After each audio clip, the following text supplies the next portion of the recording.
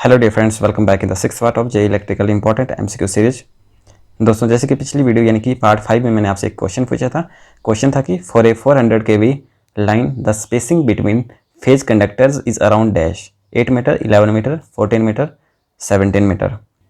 तो आपको बताना था कि 400 kV की लाइन है आपके पास, उसमें जो फेज कंडक्टर्स होते हैं उनके बीच का जो स्पेसिंग होता है, क्लियरेंस होता है, वो कितना होता है अप्रोक्सीमेट आपको बताना था। तो इसके जो आंसर दिए हैं वो काफ़ी लोगों ने सही दिए हुए हैं, उनके नाम मैं मेंशन करना चाहूँगा। तो दोस्तों, पीरियोडिकली मैं आपके नाम मेंशन कर रहा हूँ जिन्होंने इसका आंसर सही किया हुआ है। कुलवीर सिंह, जसविंदर कुमार, कमल चौहान, शुभम राजपूत, तेजेंद्र कुमार, सौरभ, रोहित मेहता, इलेक्ट्रो इन्फिनिटी, तेजू जसवाल, अभिषेक चंदेल।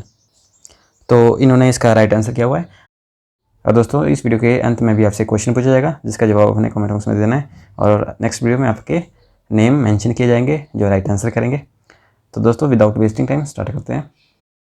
हमारे पास फर्स्ट क्वेश्चन है, the internal resistance of a primary cell does not vary inversely with the surface area of electrode, directly with the distance between electrode, inversely with the distance between electrode, with the nature of electrodes. तो दोस्तों, आपको बताना है कि जो primary cell होता है उसका जो इंटरनल रेजिस्टेंस है वो किसके साथ वेरी नहीं करता, किसके साथ वेरी नहीं करता। तो दोस्तों, जैसे कि फर्स्ट ऑप्शन है आपके पास inversely with the surface area of electrodes.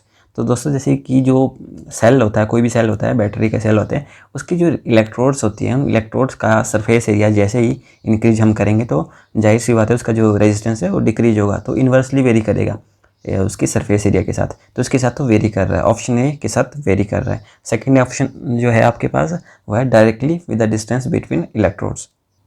तो दोस्तों, जैसे कि जो आपकी इलेक्ट्रोड्स होती हैं उनके बीच का डिस्टेंस जैसे जैसे बढ़ता जाएगा तब भी आपका इंटरनल रेजिस्टेंस बढ़ेगा। तो यहाँ पे डायरेक्टली बढ़ेगा, जो आपका इंटरनल रेजिस्टेंस है उसका रिलेशन डायरेक्ट है।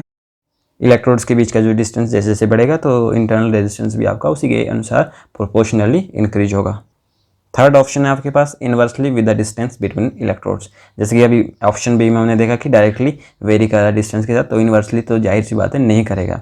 तो इसका जो राइट आंसर है वो है ऑप्शन सी कि डिस्टेंस जो होती है इलेक्ट्रोड्स के बीच की जो डिस्टेंस है उसके इनवर्सली प्रोपोर्शनल नहीं होता इंटरनल रेजिस्टेंस, मतलब इसके साथ इनवर्सली वेरी नहीं करेगा, डायरेक्टली वेरी करेगा, यानी कि ऑप्शन बी जो बता रहा था। और ऑप्शन डी हमारे पास क्या है, with the nature of electrodes. तो दोस्तों, बिल्कुल नेचर के ऊपर भी डिपेंड करता है इंटरनल रेजिस्टेंस।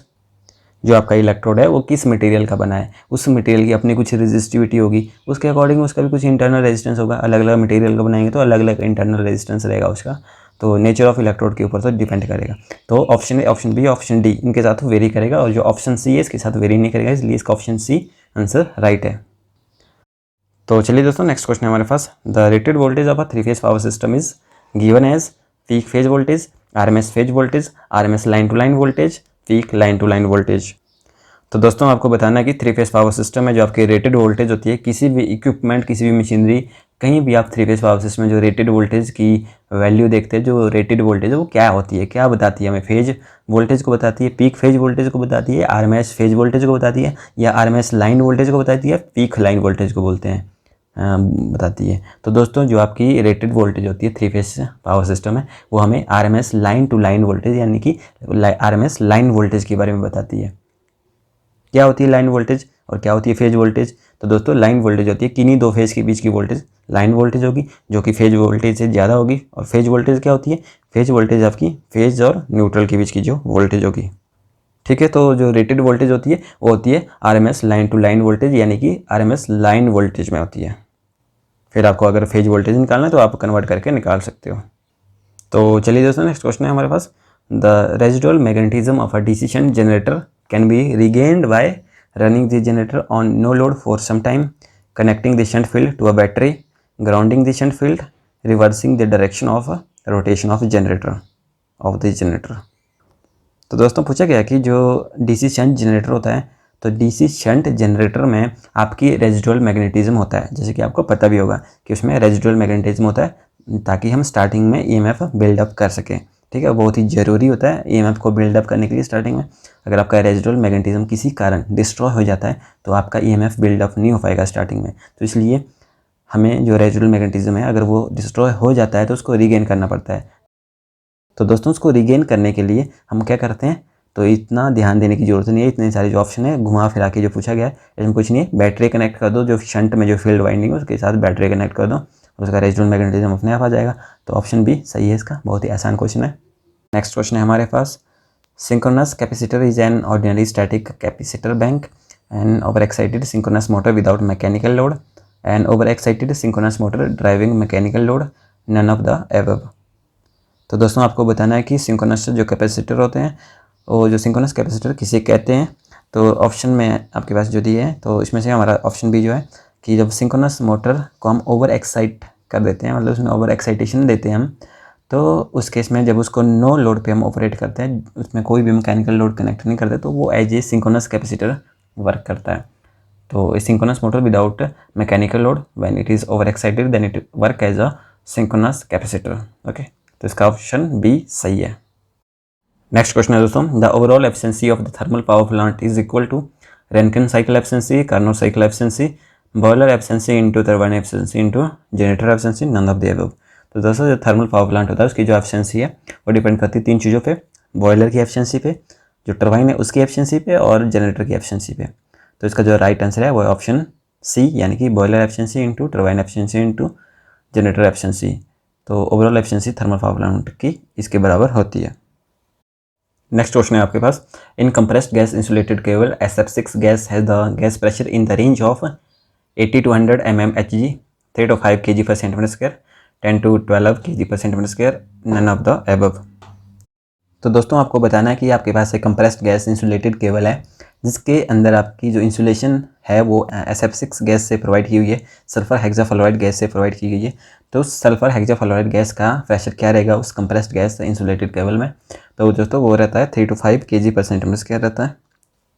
तो इसका जो ऑप्शन बी है वो राइट आंसर है, 3 to 5 kg per centimeter square। Next question है दोस्तों, the current carrying capacity of a cable in DC is more than in AC, it's mainly due to absence of harmonics, smaller hysteresis losses, absence of ripples, none of the above। तो दोस्तों आपको बताना है कि आपके पास कोई cable है जिसको आप यूज कर रहे हो AC के लिए और DC के लिए। जब आप AC के लिए उस केबल को यूज करोगे तो उसमें कम AC फ्लो होगा, लेकिन जब आप DC के लिए यूज करोगे तो उसमें DC का जो अमाउंट है वो ज़्यादा रहेगा AC के मुकाबले। तो ऐसा क्यों होता है? तो दोस्तों ये ऐसा इसलिए होता है क्योंकि AC के केस में आपका हिस्टेरेसिस लॉसेज ज़्यादा होते हैं, उसमें आपकी हिस्टेरेसिस लॉसेज ज़्यादा होते हैं, और जो DC होता है उसमें आपके हिस्टेरेसिस लॉसेज बहुत ही कम होते हैं, क्योंकि जो हिस्टेरेसिस लॉसेज होते हैं वो फ्रीक्वेंसी पे डिपेंड करते हैं, डायरेक्टली प्रोपोर्शनल होते हैं फ्रीक्वेंसी के। और जो AC है उसकी फ्रीक्वेंसी रहती है 50 हर्ट्ज़, लेकिन जो DC है उसकी फ्रीक्वेंसी रहती है 0। ठीक है, उसकी आपकी फ्रीक्वेंसी रहती है 0, तो इसलिए उसका हिस्टेरेसिस लॉसेज ना के बराबर होते हैं। इसलिए इसका जो राइट आंसर है वो है smaller hysteresis losses. The current carrying capacity of a cable in DC is more than that in AC. It's mainly due to smaller hysteresis losses, यानी कि ऑप्शन बी इसका सही है। नेक्स्ट क्वेश्चन है दोस्तों आपके पास, the surge impedance of a 50 miles long underground cable is 50 ohm, for a 25 miles length it will be 25 ohm, 100 ohm, 50 ohm, नन ऑफ द अबव। तो दोस्तों आपको बताना है कि आपके पास सर्ज इम्पीडेंस की जो वैल्यू है 50 माइल्स के लिए वो है 50 ओम। तो आपको 25 माइल्स की डिस्टेंस आपके पास दी है, तो 25 माइल की लेंथ का जो कंडक्टर है अंडरग्राउंड केबल है, तो उसमें 25 माइल में कितनी आपकी सर्ज इम्पीडेंस होगी, जबकि 50 माइल्स के लिए उसकी थी 50 ओम की वैल्यू। तो 25 माइल के लिए उसकी वैल्यू कितनी होगी सर्ज इम्पीडेंस की? तो दोस्तों सबसे पहले मैं आपको बता देता हूँ, जो सर्ज इम्पीडेंस होती है वो लेंथ के ऊपर डिपेंड नहीं करता, उसकी वैल्यू फिक्स होती है। तो इसलिए उसकी जो वैल्यू 50 माइल्स के लिए जितनी वैल्यू होगी उतनी 25 माइल्स के लिए भी उतनी ही वैल्यू होगी, यानी कि इसका जो आंसर है वो ऑप्शन सी यानी कि 50 ओम है। दोस्तों आपका जो सर्ज इम्पीडेंस होता है वो होता है √L/√C, और ये हमें बताता है कि जो लॉन्ग ट्रांसमिशन लाइन है उसमें अगर आपने ज़्यादा से ज़्यादा पावर को ट्रांसमिट करना है, तो ज़्यादा से ज़्यादा पावर को ट्रांसमिट करने के लिए आपकी जो सर्ज इम्पीडेंस की वैल्यू वो कम होनी चाहिए। कितनी होती है इसकी वैल्यू ओवरहेड कंडक्टर्स के लिए और अंडरग्राउंड केबल के लिए? तो दोस्तों ओवरहेड ट्रांसमिशन लाइन में जो सर्ज इम्पीडेंस की वैल्यू रहती है वो रहती है 400 से 600 ओम, और अंडरग्राउंड जो केबल्स रहती हैं उसमें जो आपकी सर्ज इम्पीडेंस की वैल्यू रहती है वो रहती है 40 से 60 ओम के बीच में, जैसे कि यहाँ पे 50 ओम बताया गया है। तो दोस्तों नेक्स्ट क्वेश्चन है हमारे पास, the lower turn off time of MOSFET when compare to VGT can be attributed to which of the following? Input impedance, positive temperature carrier, absence of minority carrier, on state resistance. दोस्तों आपसे पूछा गया है कि जो MOSFET होता है metal oxide semiconductor field effect transistor होता है, बीजीटी के कंपेयर में यानी कि बाइपोलर जंक्शन ट्रांजिस्टर के कंपेयर में उसका जो टर्न ऑफ टाइम है वो बहुत ही कम क्यों होता है? मॉसफेट का जो टर्न ऑफ टाइम है वो कम होता है और बीजीटी का जो टर्न ऑफ टाइम है वो ज़्यादा होता है।